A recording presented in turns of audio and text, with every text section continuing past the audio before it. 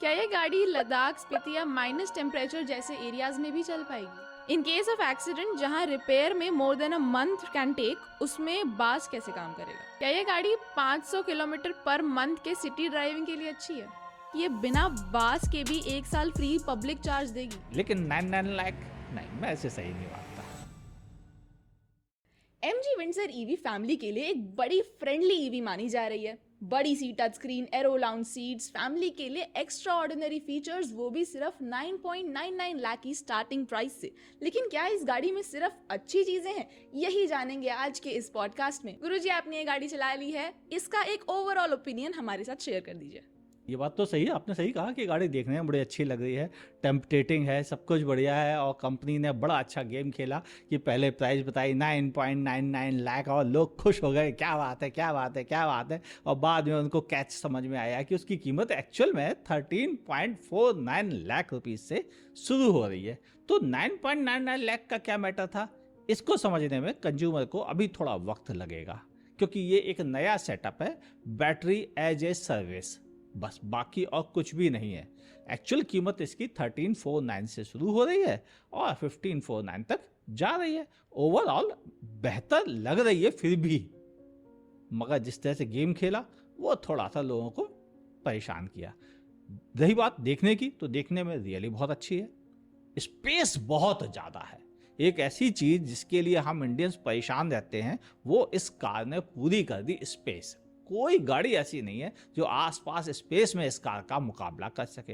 हाँ, देखने में फैशनेबल है, प्योर फैशनेबल है। ऐसा लगता है कोई बढ़िया टिकटॉक स्टाइल की झंझनाटी हुई बेहतरीन कॉन्सेप्ट कार आ गई है और जब बन के आएगी तो बदल जाएगी। नहीं, एक्चुअल में ये कॉन्सेप्ट जैसी दिखने वाली शानदार स्टाइलिश कार है। हाँ, कुछ छोटी छोटी चीज़ें भी थी, वो अलग बात है, करते रहेंगे उनके बारे में भी बातें, लेकिन ये सच है कि देखने में तो रियली बहुत अच्छी थी, आरामदायक भी एक्चुअल में थी, स्पेस भी सचमुच में था, और वो सीटों का डिज़ाइन भी थोड़ा सा अलग सा था। तो ये सब अलग सी चीज़ें तो जरूर हैं। और लेकिन 99 लाख नहीं, मैं ऐसे सही नहीं मानता। क्यों? उसका रीज़न है कि जब आपने 9.99 लाख रुपीज़ से स्टार्ट हो रही है, ये अनाउंस किया कैमरे पर, तो लोगों को ये समझ में नहीं आया कि ये पूरी कार की कीमत है या कार के ढांचे की कीमत है। जबकि एक्चुअल में ये कार के ढांचे की कीमत थी, जिसमें कि आप कार खरीद रहे हैं जिसके साथ सब कुछ आ रहा है, केवल बैटरी ऐसी है जो आपको किस किराए पर लेनी है, वो भी कितना चलेंगे उस हिसाब से। क्योंकि कंपनी का कहना है कि बैटरी एक फ्यूल है जो खर्च होती रहती है, तो जब फ्यूल है तो फ्यूल की तरह जितना चलना है उतने पैसे दीजिए। उन्होंने ये चीज़ समझाने की कोशिश में ज़्यादा टाइम खर्च किया। बेहतर होता कि वह सीधे प्राइस अनाउंस करते, देते और बाद में कहते हमारे पास ये वाला भी ऑप्शन है, आप चाहो तो ले लो, क्या बुराई है। जबकि उन्होंने पहले वो ऑप्शन बताया, बाद में एक्चुअल प्राइस बताई, जिसने ज़्यादा मेस पैदा कर दिया है इंडियन कंज्यूमर्स के दिमाग में। हालांकि ये बैटरी एज ए सर्विस उन लोगों के लिए बड़ा अच्छा ऑप्शन है जिन्हें बहुत ज़्यादा नहीं चलना है, उनके लिए बहुत अच्छा ऑप्शन है कि इनिशियल कॉस्ट कम लगी और फटाफट ले ली गाड़ी, और जितना चलना उतना पे किया, आराम से चले। हाँ, इसमें कैच है, 4 कंपनी जो है सारों के अलग अलग हैं, लेकिन ठीक है, अब जो भी कंपनी की सोच थी उन्होंने कर दिया। कार के बारे में बात कर सकते हैं, वो ज़्यादा समझदारी की बात है। कार के बारे में इंटीरियर्स में सबसे पहले बात कर लेती हूँ।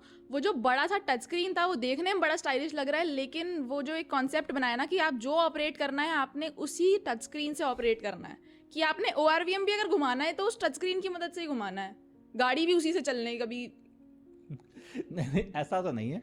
ORVM आपको टच स्क्रीन से करना है, हेडलाइट भी टच स्क्रीन से ऑन करनी है, ऐसे बहुत सारे काम उस टच स्क्रीन से करना है। जो चौंकाता है, अभी तक हमें सिर्फ AC को टच स्क्रीन से यूज करने की आदत पड़ पाई थी, इससे ऊपर पड़ नहीं पाई। वो भी पढ़ते समय भी हमें बड़ी तकलीफ हो रही थी, लेकिन हमने एक्सेप्ट कर लिया। लेकिन इस बार इन्होंने 1 नहीं 2 3 लेवल आगे बढ़ गए, बोले हम कोई बटन नहीं देंगे, AC भी उसी से चलाओ, वेंटिलेटेड सीट्स भी उसी से चलाओ, आप चाहो तो ORVM भी उसी से कंट्रोल करो, इवन टच स्क्रीन से ही आप जिसे हेडलाइट वगैरह ऑन करना है वो सब ऑप्शन उसी से कीजिए। बस केवल डिपर दे दीजिए, डिपर भी उसी देते। हम डिपर देने के लिए पहले 2 घंटे टाइम ढूंढते, क्या दिक्कत थी। चलो गनीमत है डिपर उन्होंने दिया, अच्छी बात है। ऐसी कई चीज़ें हैं जो कार में हम इंडियंस को अभी एक्सेप्ट नहीं हो रही हैं। हालांकि ऐसा नहीं है कि हम एक्सेप्ट कर नहीं सकते, हमने एसी को तो एक्सेप्ट कर ही लिया है, हमने सनरूफ को एक्सेप्ट कर लिया, वॉइस कमांड फीचर भी एक्सेप्ट कर लिए, ये सब चीज़ें एक्सेप्ट कर ली, लेकिन अभी मतलब OIVM कंट्रोल ये थोड़ा एक्सेप्ट करने थोड़ा में टाइम टाइम लगेगा। लगेगा। हाँ, आपने जब चलाई ये गाड़ी तो आपको पावर कैसी लगी, हैंडलिंग वगैरह से रिलेटेड मुझे चीज़ें बताएं। देखो MG भले JSW MG अब इंडियन ब्रांड हो गया हो, लेकिन ब्रांड के इंडियन होने से कोई फर्क नहीं पड़ रहा। प्रोडक्ट एक्चुअली में जहाँ डिजाइन हुआ था वो चाइना है, जिनके हिसाब से डिजाइन हुआ था वो भी चाइना है, तो चाइनीज मार्केट का है प्रोडक्ट। सेक मोबिलिटी जो कंपनी है वह इलेक्ट्रिक कारें बनाने में काफ़ी आगे निकल चुकी है, तो उसकी मोटर शानदार, बैटरी बहुत अच्छी, प्रिज्मेटिक सेल यूज कर रहे हैं जो और भी बेहतर चीज़ है। तो ओवरऑल तो उन्होंने बढ़िया काम किया है, इसमें तो कोई डाउट है नहीं कि हम ये कहें कि नहीं गाड़ी में कमी है ना, गाड़ी में कमी नहीं है, बस हमारे दिल में कमी है कि हमें जल्दी हजम नहीं होती ये बात कि ये कार का डिज़ाइन वहाँ हुआ था, भले मैन्युफैक्चर इंडिया में हो रही हो, हमें डिज़ाइन में ही तकलीफ हो गई है कि डिज़ाइन कैसे चाइनीज़ ने कर दी, डिज़ाइन भी इंडियन ही कर देते तो ऐसा नहीं है कि हमारे यहाँ इंडिया में आने वाली कई कारें ऐसी हैं जिन्हें इंडियन ने डिज़ाइन नहीं किया है। अभी हाल में कर्व लॉन्च हुई, वो भी एक दूसरे कंट्री के रहने वाले हैं, उन्होंने डिज़ाइन की हैं, उनका डिज़ाइन स्टूडियो हमने आपको दिखाया है, वो भी लंदन में है। तो ऐसी कंडीशन में आप ये इस समय ग्लोबल सिटीजनशिप हो गई है कि हर कंपनी ग्लोबली काम कर रही है। इवन महिंद्रा भी कोरिया और इटली में अपने डिज़ाइन स्टूडियो, लंदन में डिज़ाइन स्टूडियो खोल के बैठा है, टाटा भी अपने खोल के बैठा है। तो अब अपने आप को प्योर इंडियन सोचना ये गलत है। तो बस वैसे ही है कि गाड़ी इंडिया में बन रही है, बैटरी इंडिया में बन रही है, सेल इंपोर्ट हो रहे हैं, कार का कुछ मटेरियल और भी इंपोर्ट हो रहा है, बाकी इंडिया में मैन्युफैक्चर कर रहे हैं। तो मेहनत इंडियन इंजीनियर्स कर रहे हैं, डिज़ाइन भले उन्होंने की थी किसी ज़माने में। ओवरऑल तो कार चलाने में बड़ी मज़ेदार, जो आपने पूछा कि चलाने में कैसी है, तो चलाने में अच्छी है, पावर बहुत अच्छी है, टॉर्क फिगर भी बहुत अच्छा है, ड्राइविंग आप मोड्स का ड्राइविंग भी बहुत अच्छी है। इवन आप सड़क पे चलें तो आपको लगता है कि आपके हाथ में पावर है, आपको जिसको भी ओवरटेक करना है आप ओवरटेक कर सकते हो, चाहे वो luxury car Mercedes BMW Audi ऐसी क्यों ना, आप उनको भी ओवरटेक कर सकते हो मौका लगने पे, इतना जुगाड़ उसमें है। लेकिन सिटी में आप सोचो रेसिंग ट्रैक पे उनसे आगे निकल जाओ तो वो नहीं है। हाँ, ओवरऑल जो हम इंडियंस को ज़रूरत की चीज़ें हैं वो सब बढ़िया हैं। आप तेज़ स्पीड में चल सकते हैं, खूब सारा स्पेस है, खूब बड़ा बूट स्पेस है, और उन पे सामान भरने के बावजूद पावर की कमी नहीं है। 5 लोग बैठे आते हैं तब भी पावर की कमी नहीं लगती। और नॉर्मल मोड जो है ना, उनमें ही बहुत पावर है, तो आपको कोई स्पेशली ज़्यादा पावर की कभी ज़रूरत महसूस नहीं होती। तो पावर वाइज अच्छा है, चलाने में भी मज़ेदार है, काफ़ी अच्छी हैंडलिंग है, बॉडी रोल है लेकिन बहुत मिनिमल है, मतलब ऐसा नहीं कि उससे गाड़ी पलटने खतरा बना रहता है, नैनो की तरह, बोलेरो की तरह से, स्कॉर्पियो की तरह से, ऐसा बिल्कुल नहीं है, काफ़ी कंट्रोल्ड में है। तो ये सब चीज़ें अच्छी हैं, गाड़ी में बैठ के आदमी झूलता भी नहीं है। तो ओवरऑल बड़ी अच्छी कंफर्टेबल राइड है इसकी, और अच्छी ड्राइव भी है इसकी, और रेंज भी अच्छी है, इसमें भी डाउट नहीं है मुझे, क्योंकि जब हम इसे चला रहे थे तो हमने बड़े आसानी से फील किया था कि ये 280 से 305 किलोमीटर पहुंच रही है, कोई प्रॉब्लम नहीं है उसमें, और बड़े आराम से अगर आप अच्छे से चलाना चाहो तो ये 305 आराम से मिल रहे हैं आपको, मतलब ऊपर नीचे ज़्यादा कुछ करने की ज़रूरत नहीं है। लेकिन वो तभी मिलेंगे जब आपको सही तरह से इलेक्ट्रिक कार की ड्राइविंग आ जाएगी। जिस दिन आपको ये पता चल गया, वैसे ही इस गाड़ी का एवरेज 30 किलोमीटर और बढ़ जाएगा, बस तब तक का है। अच्छा, एसी से लेकर एक और कंसर्न था लोगों का कि एसी इसका कितना पावरफुली काम कर रहा है, और ये जो रेंज आप बता रहे हैं या जो कंपनी क्लेम कर रही है, ये विद एसी मिलेगी या विदाउट एसी मिलेगी? देखो, एसी के साथ जो रेंज की बात आ रही है वो विद एसी की रेंज है, विदाउट एसी हम कैलकुलेट करते ही नहीं है, क्योंकि इंडिया में विदाउट एसी चलना नामुमकिन है। तो विदाउट एसी रेंज बता के क्या फ़ायदा जब आपके काम ही नहीं आ रही है। बाय द वे माफ़ कीजिएगा, पटाखे का शोर है, थोड़ा बहुत तो सुनाई देगा, प्लीज़ एक्सेप्ट कीजिएगा, त्यौहार का वक्त है। अब रही बात उससे फ़र्क कितना पड़ रहा है, एसी से फ़र्क भी बहुत ज़्यादा नहीं पड़ रहा है, क्योंकि एसी ही दमदार नहीं है, सीधी सी बात यह है। क्योंकि ग्लास इतना ज़्यादा दे रखा गया, आगे भी बड़ा सा ग्लास एरिया, पीछे भी बड़ा सा ग्लास एरिया, विंडोज़ भी बड़ी बड़ी, ऊपर भी ग्लास रूफ मिल गई है, सब कुछ ग्लास लगा दिया गया है। तो गाड़ी में सच में दिक्कत है कि गाड़ी में धूप इतनी ज़्यादा आती है कि एसी चाहकर भी अच्छा काम नहीं कर पाता है। तो प्रॉब्लम ये है, अगर ग्लास कुछ कम होता तो बात बन सकती थी, मगर डिजाइन ही ऐसा किया गया है। तो ये एक बड़ी दिक्कत है। इसका इलाज ये है कि मैं कहूँगा टॉप वेरिएंट जो सनरूफ वाला है, वो जो ग्लास रूफ वाला है, वो ना लो, बहुत अच्छी बात रहेगी। और साथ में ये ग्लास जो हैं थोड़े से ज़्यादा, इनके टॉप के हिस्से पर आप कुछ कर सकते हैं। अगर आप कर लें तो ठीक है, नीचे तो आप नहीं लगा सकते कोई फिल्म वगैरह, क्योंकि इलीगल है वो। हाँ। छत पे लगा सकते हैं, उससे भी आपको राहत मिलेगी। और वैल्यू फॉर मनी वेरिएंट कौन सा है इसका? मेरे ना base variant he value for money है। क्यों? देखो, आपको 10 इंच की स्क्रीन तो उसमें भी मिल ही रही है, तो 10 इंच कम नहीं होते। हाँ। भाई हमें इंडियंस को टच स्क्रीन ही नहीं मिलती थी, तो टच मिली तो हम 7 इंच से खुश हो गए, फिर 8 इंच आए हम और खुश हो गए, 9 इंच से खुश हो गए, अब तो 10 मिल रही है, तो और कितना चाहिए आपको। 10 इंच की स्क्रीन काफ़ी है। बेस वेरिएंट उठा लो, 1350 का बेस वेरिएंट है। थोड़ा रजिस्ट्रेशन चार्जेस वगैरह कम है, जो कि नॉर्मल कार नहीं है। तो ओवरऑल मेरे अंदाज ये प्राइस पर अलग अलग स्टेट में अलग अलग टैक्सेस हैं, तो आप अपने स्टेट में देख लीजिएगा क्या टैक्सेस हैं, क्या सब्सिडीज़ वगैरह वाट एवर डेट जो भी है वो आप पता कर लीजिएगा। ओवरऑल अधिकतर शहरों में ये 14.25 से लेकर 14.5 के बीच में आपके घर आ जाएगी गाड़ी। तो मेरे हिसाब से तो ये एक अच्छी प्राइस है ऑन रोड। वैसे ऑन रोड पे हम जिक्र नहीं करते, हम हमेशा एक्स शोरूम की बात करते हैं, क्योंकि वो पूरे इंडिया में एक होता है। ऑन रोड प्राइस पूरे इंडिया के छोड़ो, एक ही शहर में अलग अलग होती हैं, तो इसलिए उस बारे में बात करना समझदारी नहीं है। तो वैल्यू फॉर मनी तो बेस वेरिएंट ही है इसका। ये थे कुछ जनरल क्वेश्चंस। अब आते हैं कमेंट्स पर, जो कमेंट्स विंडसर में आपको पूछे गए हैं और लोग बेताब हैं वो जानने का। सबसे पहला क्वेश्चन तो यही है कि ये बिना बास के भी 1 साल फ्री पब्लिक चार्ज देगी? हाँ, अगर आप बास फैसिलिटी नहीं लेते, मतलब 999 नहीं लेते, 1349 में परचेज करते हैं, तो भी आपको जो फर्स्ट ऑनर है सिर्फ उसको 1 साल तक फ्री चार्जिंग नेटवर्क मिलेगा। और इंडिया में लगभग 15,000 चार्जिंग स्टेशन पर मिल रहा है ये। तो मेरे अंदाज तो एक बड़ी नंबर्स हैं, 15,000 चार्जिंग स्टेशन बहुत होते हैं। हाँ। वहाँ पे आप फ्री चार्ज कर सकते हैं। हम तो ये कहेंगे भाई साहब, पहले साल फ्री चार्ज को घर में भी चार्ज मत करो, उसके बाद घर में चार्ज करना शुरू करना है। और बिना बास के वारंटी मिलेगी? हाँ, वारंटी आपको मिलेगी लाइफ टाइम।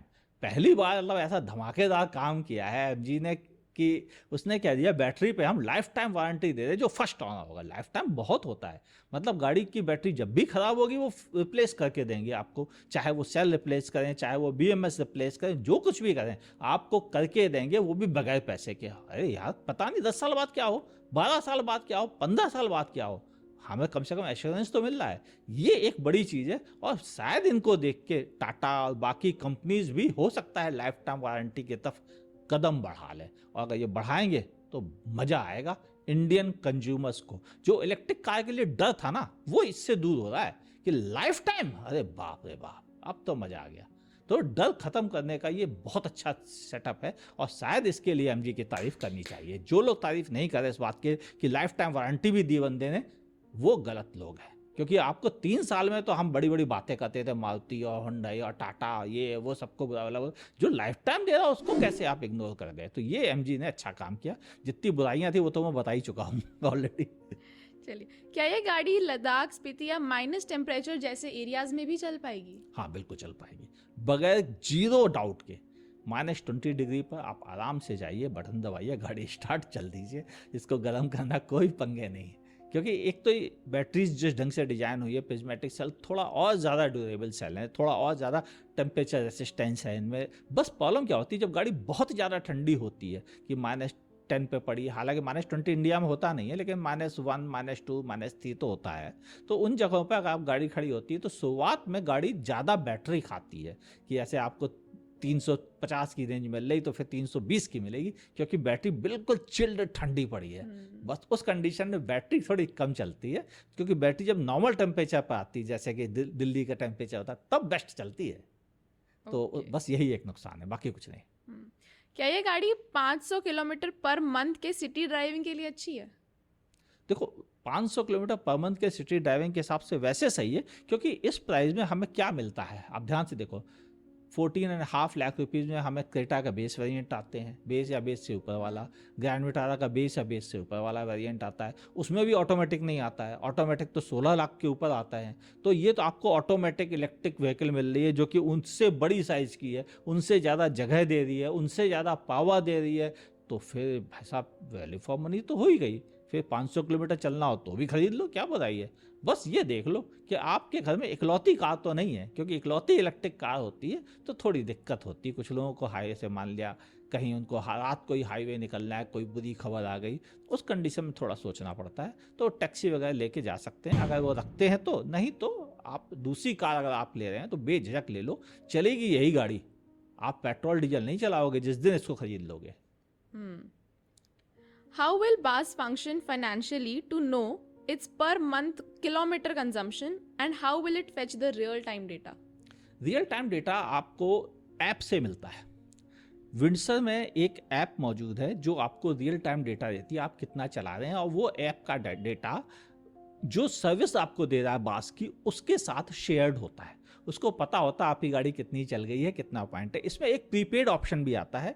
मेरी एक ऐसी ही बास सर्विस प्रोवाइडर विद्युत से बात हुई है और उन्होंने डिटेल में मुझे बताया कि वो एक प्रीपेड प्लान लॉन्च कर रहे हैं जिसमें आपको 600 किलोमीटर चलना है, आपने 600 किलोमीटर का चार्ज किया, 600 किलोमीटर चले गए। आपको 1000 किलोमीटर जाना है, 1000 किलोमीटर का चार्ज किया। आपको 50 किलोमीटर शाम को लौट के आना है, पैसे नहीं आपके पास, 50 किलोमीटर का चार्ज किया बास से, 50 किलोमीटर चलाई, गाड़ी खड़ी कर दी, खत्म बात, कोई पैसा एक्स्ट्रा देने की जरूरत नहीं है। तो ये सर्विस भी वो चालू कर रहे हैं बास के अंडर, और मैं अंदाज इस चीज़ के लिए मैं विद्युत की तारीफ करूँगा। एक और चीज़ है, उनके यहाँ कैप नहीं है, कोई 1500 किलोमीटर की गारंटी आपको चलना ही पड़ेगा, ऐसा कैप भी विद्युत में नहीं था। मेरी उनके फाउंडर से मुलाकात हुई थी और मैंने एक इंटरव्यू लिया है, बहुत जल्दी आपके साथ शेयर करूँगा। In case of accident जहाँ रिपेयर में more than a month can take, उसमें बास कैसे काम करेगा? देखिए, अगर गाड़ी खड़ी है तो खड़ी गाड़ी में तो वैसे भी काम नहीं करता वो, क्योंकि वो चलने के हिसाब से तय किया गया प्रोग्राम है। और अगर गाड़ी सर्विस सेंटर में लंबे समय खड़ी है तो आपको उनको इन्फॉर्म करना पड़ेगा कि गाड़ी हमारी सर्विस सेंटर गई हुई है और वहाँ पर खड़ी है। वो अपने ऐप में देख भी लेंगे आपकी गाड़ी सर्विस सेंटर में मौजूद है, तो उतने दिन का वो एग्जाम्पशन देंगे अगर ऐसी कंडीशन आती है। लेकिन इलेक्ट्रिक कारों में क्या होता है कि उनकी कारें खराब नहीं होती हैं क्योंकि वो इलेक्ट्रॉनिकली सिलेक्टेड होती है, उनमें कुछ है नहीं कि इंजन का ये खराब हो गया, इसका वॉल्व खराब हो गया, या कूलेंट का गड़बड़ा, ऐसी दिक्कतें हैं जो कि कार के साथ होती है, नॉर्मल पेट्रोल कारों के साथ, वो इसके साथ नहीं होती हैं। तो यहाँ पे वैसे ही गाड़ी खराब नहीं होती हैं। और एक कंपनी तो इंडिया में ऐसी है जैसे मर्सिडीज, वो 2 साल में कहते हैं एक बार सर्विस कराने आ जाओ, बस कोई जरूरत नहीं आपको आने की। मतलब उन्हें पता है कि गाड़ियाँ इतनी लोहालाट होती हैं इलेक्ट्रिक की, इन्हें खराबी होती ही नहीं है। मतलब आप ऐसे मान के चलो, अभी तक का जो एवरेज है चाइना और नॉर्वे जहाँ पे ज़्यादा इलेक्ट्रिक कारें हैं, वहाँ पर ये एवरेज है कि गाड़ियाँ सर्विस सेंटर में पेट्रोल के मुकाबले 5 गुना कम जाती हैं। यानी एक सर्विस सेंटर अगर 100 कारें संभाल सकता है तो वो इलेक्ट्रिक की 500 कारें संभाल सकता है बगैर किसी प्रॉब्लम के। तो ये एक अच्छी चीज़ है कि आपकी गाड़ी ज़्यादा दिन सर्विस सेंटर में वैसे ही नहीं रहेगी। और आजकल कुछ कंपनीज ऐसा प्लान कर रही हैं, मेरी टाटा से भी बात हुई थी, वो कह रहे हैं कि इलेक्ट्रिक कारों में अब हम 2 घंटे में गारंटेड सर्विस की सुविधा देने वाले हैं बहुत जल्दी। तो अगर आपको कोई कंपनी अनाउंस कर दे कि हम 2 घंटे में आपको सर्विस देंगे तो आप चौंकिएगा नहीं, बहुत आसान है करना। ये थे कुछ जनरल क्वेश्चंस जो आपने वीडियो में कमेंट्स किए थे। इनसे अलग भी आपके कुछ क्वेश्चंस हों तो आप इस वीडियो के नीचे लिख दीजिएगा। एंड इजाज़त लें अब। हाँ बिल्कुल, मैं रिप्लाई देने की कोशिश करूँगा। और अगर वीडियो अच्छा लगा हो तो लाइक कीजिएगा, नहीं पसंद आया हो तो डिसलाइक कर दीजिएगा। अगर हमें फेसबुक पे देख रहे हैं तो हमारे पेज को लाइक करें, फॉलो करना ना भूलें। यूट्यूब पर देख रहे हैं तो लाइक, कमेंट, शेयर और सब्सक्राइब करने के साथ साथ बगल में दी हुई नोटिफिकेशन बेल भी ज़रूर से दबानी है। बहुत जरूरी है। और देखते रहें आस्कार गुरु।